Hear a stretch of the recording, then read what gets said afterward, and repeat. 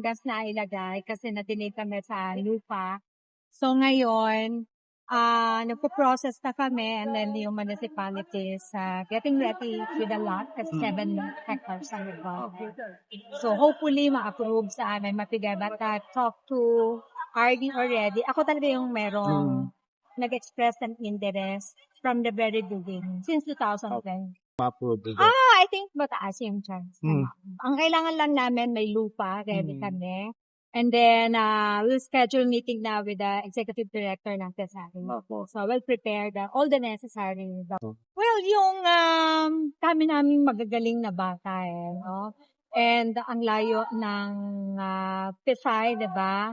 And then, of course, opportunity buong Pilipinas, no? Yun ang closest kasi sa Quezon is Batangas or sa Quezon City, no? So, with this one, magkakaroon ng another opportunity, talagang Science High School nito. Although we have Quezon Science High School, but of course, magkaiba rin naman, parehong science, but mas bihasa ito, no? So, magkakaroon ng opportunity yung mga estudyante natin galing sa Bundok Peninsula, sa 4th District, sa our target is in Lopez, Quezon. Sa Lopez, Oo, kasi it's a university hub, ang Lopez, and then accessible also to Cam Norte and Cam Sur. So, capture din natin. PUP is okay already, no? So, facility lang ang we need to prepare.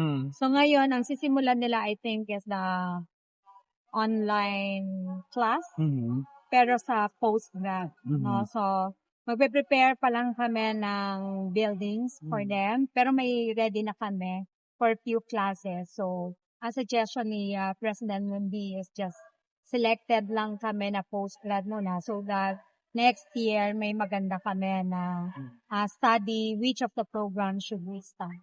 Kaya po mag-start yung PUP? PUP start na ngayong school year for selected postgrad. Saan po? Sa ano to? Nakalimutan ko rin. Itong Baga Ulo ba yun? Yes, ma'am. In Sariaya. Kasi may lupa doon ang Kapitolyo. Tapos may building na repurpose namin kasi hindi siya nagamit yung lakas. Nadatan ko na lang yun. So, ongoing ang repair. So, sisimula na naming magtayo ng opisina. Tapos, may mga ilang classrooms na rin. Lalagyan na rin namin ng ilang mga equipments doon. And then, ipaplan namin yung construction ng building for college. Next, panuruan, 27-28, no? Wow. Pero mag-start na yung post-grad natin online.